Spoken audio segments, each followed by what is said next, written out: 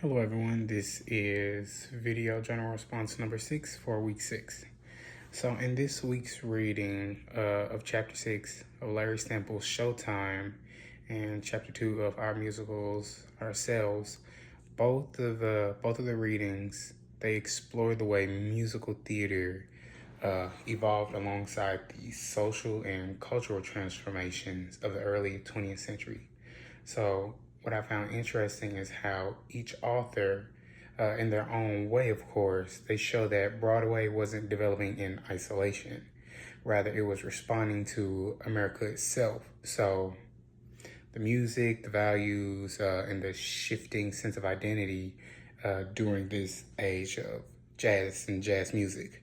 So in chapter 6, Stemple focuses on the 1920s and the profound influence of the jazz age on Broadway's sound and style.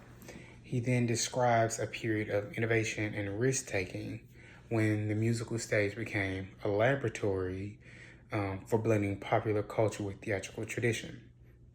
So going back to jazz, which was once viewed in a negative, just in a negative way, it began to dominate the Broadway scene.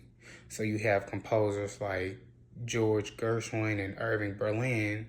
These two brought a distinctive American voice to the stage. However, they infused musicals with rhythm, emotion, immediacy, all these things that mirrored the energy of modern life. This integration of jazz music and popular music, it didn't just change the sound of Broadway, it transformed the identity of it overall. So Stemple shows how musicals became a reflection of American experience. So with things changing, becoming more diverse and constantly evolving, Broadway stopped looking to European operetta for inspiration and it began to find its own language. Its own language being rooted in that melting pot of American culture. While at the same time, the structure of Broadway musical was shifting.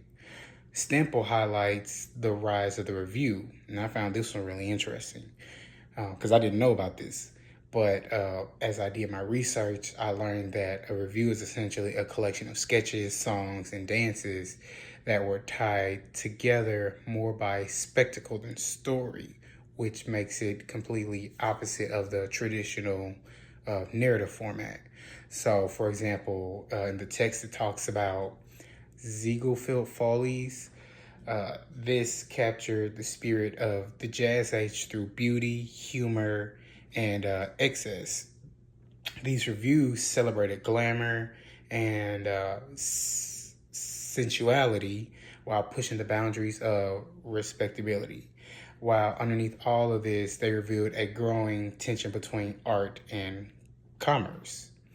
And this tension that we see is one of the major themes of the beginning of the commercialization of Broadway. So as theater now becomes more commercialized, we see big business being involved, producers, all of these things turning it into more than just entertainment. It's becoming a commodity.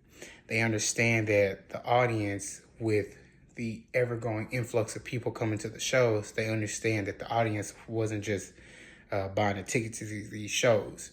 They were now coming for the experience. So the spectacle, the big lavish pieces and all of those things of that nature. Theater becomes a space of aspiration where people could indulge in fantasy and feel connected to modern American life. Stemple, in the text, he makes it clear that this blend of artistry, spectacle, and commerce, it didn't necessarily dilute Broadway's culture, but it defines it. John Bush Jones, in the other text, he picks up on this same idea in the second chapter. So though he approaches them from a more social and ideological perspective, he explores how Broadway musical reflects and sometimes resists the social hierarchies of their time. He examines the cultural powers of musical theater as both a mirror and a molder of American values. And this shows that the stage wasn't just entertainment, it was now a form of social commentary.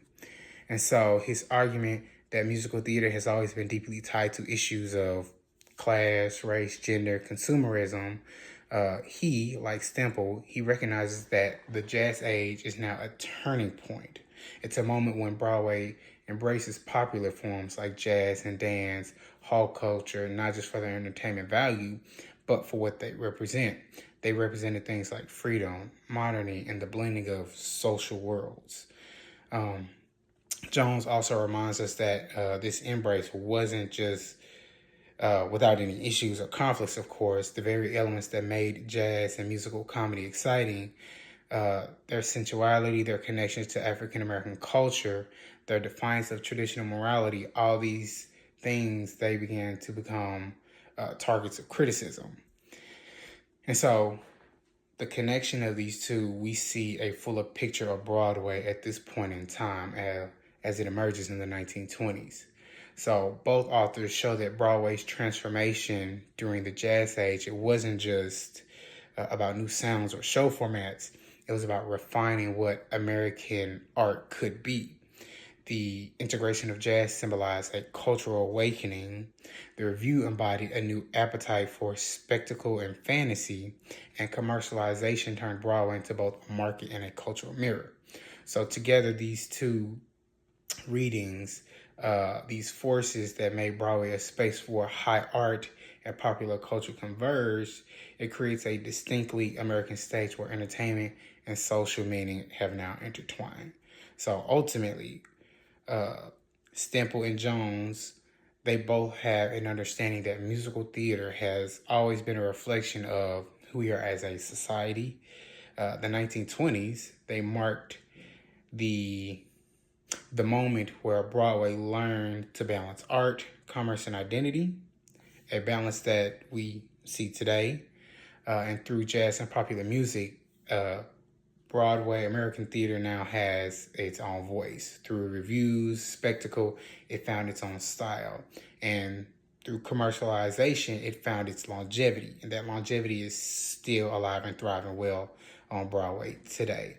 So all in all, both of the readings were very interesting in their own way. And to see that connectivity between the two, it was very interesting. Those are my thoughts.